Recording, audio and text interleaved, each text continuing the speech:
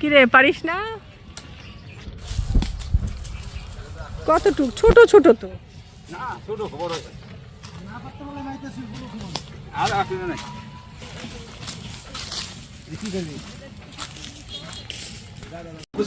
কুচি কুচি করে কাট আমের মতো। ওই যে তোমার মামা সবজি রাঁধছে তোমাদের জন্য। আচ্ছা খাবানি একটা শুকনা মরিচও দিস। আর আমি ডাল রান্না না এই সময় বিদেশ ঘুরে আসছে। রাজু তাই তো মামা এই সরি খাবানি আরো দিন করে নাই।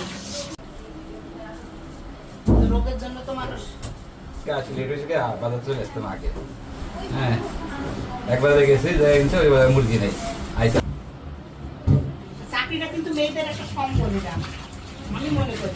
আসলেও সম্বল মেয়েরা চাকরি আমি দরকার। যদি চাকরি না করতাম তাহলে তো মামা যখন চাকরি করতো এই যে ডাল প্রথমে হলো আপেল, তারপরে শসা, এবার আম।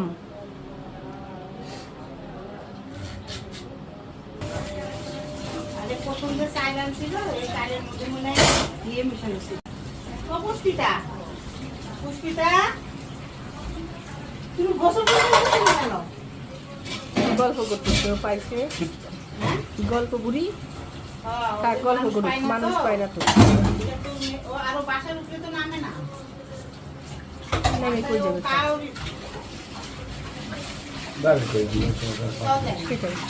সেদিন বলছে বাবা আমরা কুরবানির সময় চল আমরা ফ্যামিলি ট্যুর ঘুরে আসি। মানুষ আমাদের বাসায় যাই বুলু আমরা একবারে গরু কোরবানি টোরবানি দিয়ে খায়ে দেয় তারপরে একদিন থাকবি মাংস নিয়ে চলে আসবি।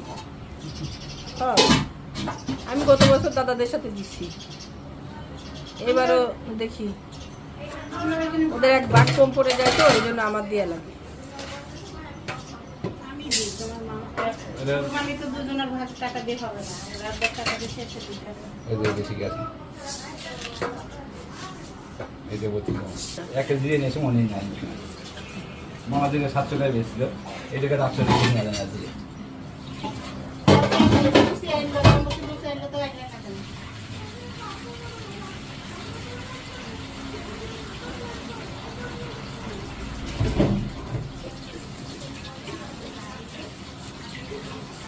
আম আম কাটা শেষ, এবার হলো আনারস।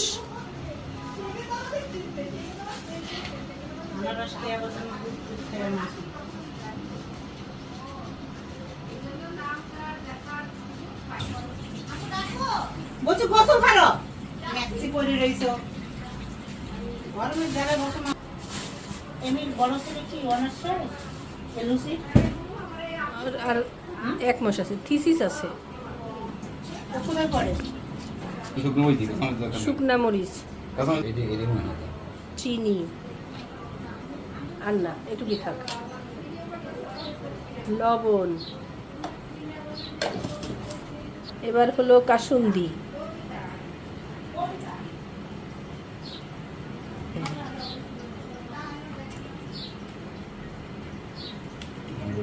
দেলাড়া চিনি ছাড়া, দেলাড়া চিনি না, চিনি তো দিছিস।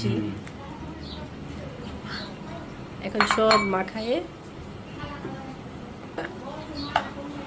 কোনো হাত না, ব্যাস। না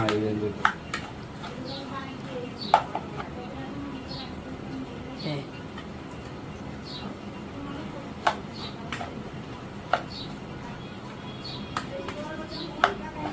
সবচেয়ে মোটা বলে বলে 2 চামচ কর।